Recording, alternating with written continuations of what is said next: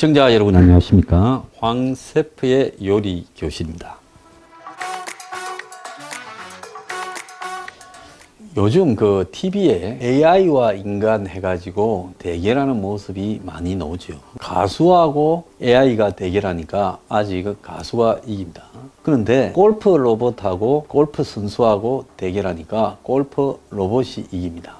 자, 이게 상징하는 바는 뭔가 하면 이 육체적 노동은 AI가 쉽게 대체할 수 있고 창의성이나 개성이 강하고 사고력이 요구되는 부분은 아직 겨우 AI에 비해 인간이 앞서고 있다. 이렇게 이야기를 합니다. 그래서 지금 얼마 전에 보면 이세돌과 AI 대결이 있었는데 이세돌이 한판 이기고 졌지요. 바둑이야말로 이 창의력 그리고 지적 능력 그리고 수많은 경우의 수를 다루는데 바둑에서는 벌써 AI가 인간을 압도했고 체스에서도 마찬가지입니다. 치킨 튀기는 로봇과 인간 기자하고의 대결을 했는데도 치킨 로봇이 압도적으로 이기지요.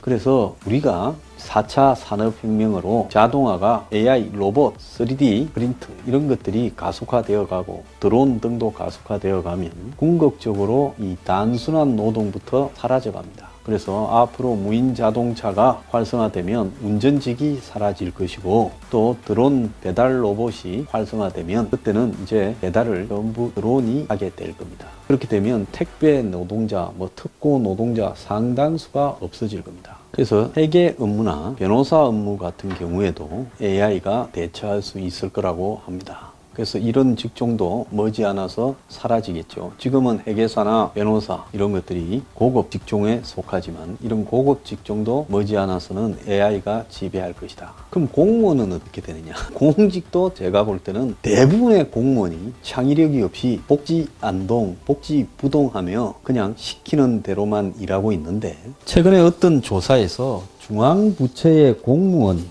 25%가 AI로 현재 대처 가능하다. 그 중에서 6, 7급이 2,000명이 넘는다. 중앙부처의 이 핵심 공무원 12,114명 중에 25%인 3,006명이 대처 가능한데 그 중에 6, 7급이 2,000여 명쯤 되고 있다는 겁니다. 부처별로는 행안부, 외교부, 기재부 등 고급 부서라고 불리는데 대처 능력이 매우 높았다고 합니다. 일회용품, 재활용, 방역사업 등인데 자, 얼마 전에 정부가 청년 일자리를 15만 개를 만든다면서 이대면 디지털 분야에서 공공 일자리를 15만 개나 만들겠다 공언을 했습니다. 그런데 그 하는 일이요, 데이터베이스 전산 입력이라든지 방역 지원이라든지 일회용품 재활용 같은 그야말로 AI나 로봇이 언제나도 대처할 수 있는 시대에 뒤떨어진 만들지 말아야 되는 그런 일자리들만 디지털 비대면이라면서 공공 일자리를 만든다는 거예요.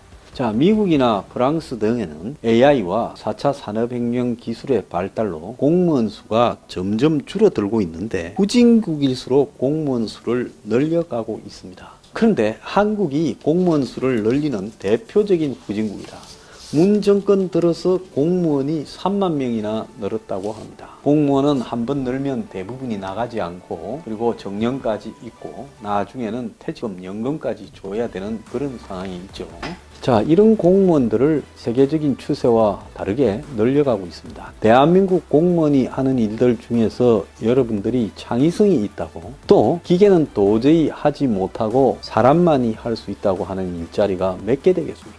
오히려 AI를 시키는 게 위에 사람들 눈치 안 보고 공무원이 소신대로 이렇게 해야 된다라고 보고서를 더 잘 만들고요. 공무원은 위에 사람의 개인적인 이해관계, 위에 사람이 돈 받아 먹어서 어떻게 저쪽 회사를 시키는 일로 한번 만들어봐라 하면 맞춤으로 만들어주는데 AI는 그러지 않고 가장 효율적인 방법으로 대처하지 않겠습니까? 그렇기 때문에 AI 공무원을 만드는 게 적어도 공무원에 있어서는 사람보다도 훨씬 낫다. 왜? 사람들도 공무원들 대부분이 영혼을 빼버리고 공무원은 영혼이 없다고 스스로들 이야기를 하고 있지 않습니까? 기왕에 영혼이 없는 바에야 AI를 쓰는 것이 이해관계나 부패에서 훨씬 자유롭고 객관적인 대안을 만들어낼 수 있고 깨부리지 않고 하루 종일 일을 할 겁니다. 대단히 미안한 이야기지만 중앙부서 공무원 상당수가 일하는 시간이 하루의 근무 시간의 절반도 안 될 거다라고 이야기를 하고요. 특히 세종시로 행정복합도시로 가고 난 뒤부터는 아예 주말 분위기가 금요일 날 오후만 되면 다 올라갈 사람 올라가 버리고 또 주중에도 고위직들이 다 서울에 있기 때문에 일을 잘 안 한다 이런 말이 있습니다. 공공기관들도 마찬가지예요. 뭐 핵심 도시로 공공기관들이 다 지방으로 내려간 뒤부터 공공기관의 윗대가리들은 다 서울로 오르락내리락 거리기 바쁘고 위에 사람 없으면 밑에는 대부분 놀죠. 자, 그래서 대한민국이야말로 공무원들을 AI로 대처해서 소수만 도저히 기계가 할 수 없는 부분만 공무원이 하면 되지 않겠느냐. 자, 그럼 기계가 할 수 없는 부분이 뭐가 있겠느냐. 조경 분야의 조경사, 이 부분은 기계가 하기가 좀 어렵다고 합니다. 왜? 나무를 깎아서 조경을 하는 거는 그래도 창의력이 좀 바탕이 된 노동이다. 그 다음에 로봇으로 이렇게 하는데 창의력이 요구되는 로봇은 배터리가 굉장히 소모가 빠르기 때문에 아직까지의 배터리 수준으로는 이 배터리 차지가 어렵기 때문에 AI로 대처하거나 로봇으로 대처하는 게 어려울 수 있다는 겁니다. 그래서 한 10% 정도 공무원만 빼고는 나머지는 다 AI나 로봇으로 대처하고 도장 찍어주는 공무원이 있어가지고 그건 그냥 오면 도장 탁탁 찍어주면 되지 않겠냐 생각을 합니다. 그래서 한국에서 가장 비효율적이고 낭비적인 집단이 저는 이 공무원사회다. 중앙부서가 그렇게 비효율적이니까 지방정부도 그냥 앞다퉈서 공무원을 늘립니다.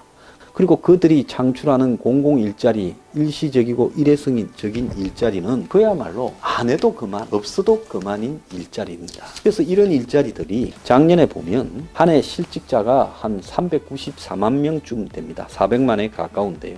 그런데 그들 중에 216만 6천 명이 비자발적 실업자인데 예년보다 50%가량 치솟았다는 거예요. 왜 그런가 봤더니 임시 또는 계절적인 일이 완료되었다. 이거는 정부에서 그냥 돈 주려고 만드는 필요 없는 일자리죠.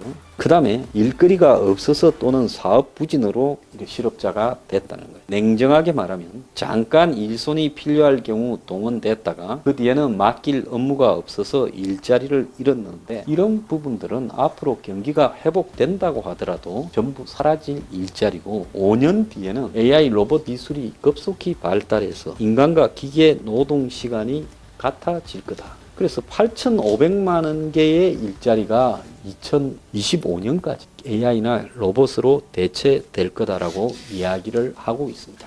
자, 이 정권은 일자리를 없애는 AI나 로봇 4차 산업혁명을 엄청 좋아하고 홍보하지 않습니까? 그러면 거기에 걸맞게 공무원도 AI나 로봇 기술이 발달하는 만큼 없애는 게 낫다. 당장 25%를 없애도 아무런 표시도 나지 않는다고 합니다. AI로 대처해도요. 그러면 이 기술 발달에 따르는 만큼 공무원 감축을 하라. 저는 문가리에게 그렇게 말하고 싶습니다.